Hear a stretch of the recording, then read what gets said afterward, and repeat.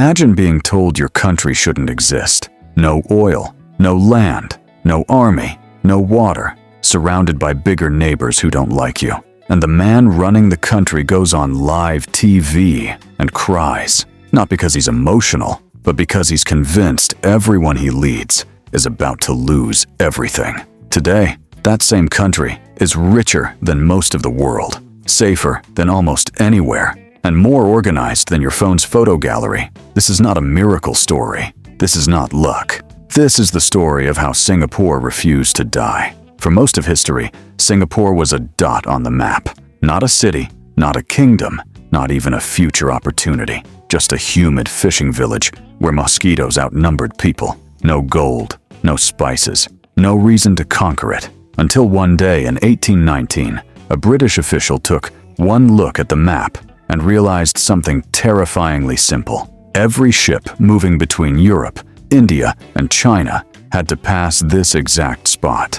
Singapore wasn't valuable because of what it had. It was valuable because of where it was. And just like that, the British turned this swamp into a trading port. Merchants arrived, workers followed, money flowed. Singapore exploded into one of the busiest ports in Asia. But here's the catch. The wealth didn't belong to Singapore. It belonged to the British. And the moment the British made a mistake, everything collapsed. In 1942, Singapore was supposed to be untouchable. British generals called it an impregnable fortress. Massive guns, huge defenses, total confidence. One small problem. All the defenses faced the ocean. The attack came from the jungle. In less than a week, Singapore fell. It wasn't just a military defeat. It was psychological destruction. The people watched the most powerful empire on Earth crumble overnight. And once you see that, you can't unsee it. After World War II, the British returned, but the illusion was gone. Singapore didn't want protection anymore. It wanted control. Here's the part most people don't know. Singapore didn't celebrate independence. It feared it. When Singapore was expelled from Malaysia in 1965, it wasn't a victory. It was a death sentence. The country had no natural resources, no military, no food supply, no water security, massive unemployment,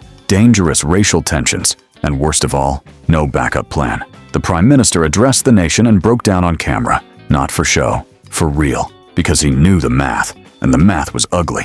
Singapore's leaders faced a brutal question. Which problem do we solve first? Water? Jobs? Housing? Defense? Education? The answer? All of them. At the same time. No waiting, no excuses, no ideology, just survival. And that mindset changed everything. Singapore didn't even have drinking water. They depended on imports, which meant one angry neighbor could shut off the taps. That's not a country. That's a hostage situation. So Singapore did something insane. They turned the entire nation into a rain-collecting machine. Reservoirs, drainage systems, rooftop collection. And while the rest of the world said desalination was too expensive, Singapore invested anyway. Today, they recycle water so clean, it's used again and again. Not because it was cheap, because dependence was more expensive. Most poor countries did the same thing after independence. Close borders, block foreign companies, try to build everything themselves. Singapore looked at that strategy and said, that's how you stay poor. Instead, they went full opposite. Low corruption, fast permits, strong laws, business-friendly policies. They didn't ask foreign companies to leave. They begged them to come. Factories, shipping, electronics, finance. Singapore became the place where East met West, and money followed. Fast. Slums are a ticking bomb. Singapore knew this, so the government made a radical move. They didn't just build housing. They made citizens owners. Workers were forced to save part of their income, and those savings were used to buy government-built homes. This did three things at once: eliminated slums, created national stability, gave people a stake in the country. When people owned something, they protect it. Crime dropped, communities stabilized, chaos disappeared. No oil, no minerals? Fine, people will be the asset. Singapore rebuilt its education system from scratch. English became the main language, not to erase culture, but to connect to the world. Students learned math, science, engineering, and discipline. The goal wasn't creativity. The goal was competence, and competence compounds. Singapore couldn't outsize its neighbors, so it outprepared them. Mandatory military service, modern weapons, constant training. The message was clear. You can attack us, but you'll regret it. Peace through deterrence. And it worked. Singapore didn't become rich by being loose. It became rich by being strict. Very strict. Heavy fines, harsh penalties, tight media control.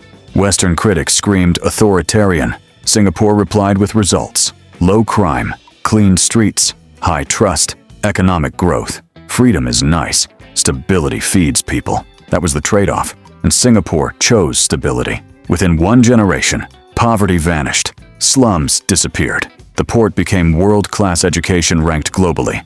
GDP per capita surpassed former colonizers. Singapore went from, "This country will fail," to, "How did they do that?"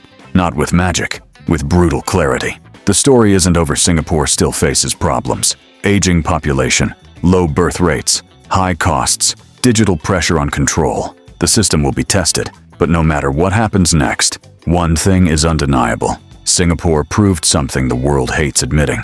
Being small is not a weakness. Being unprepared is.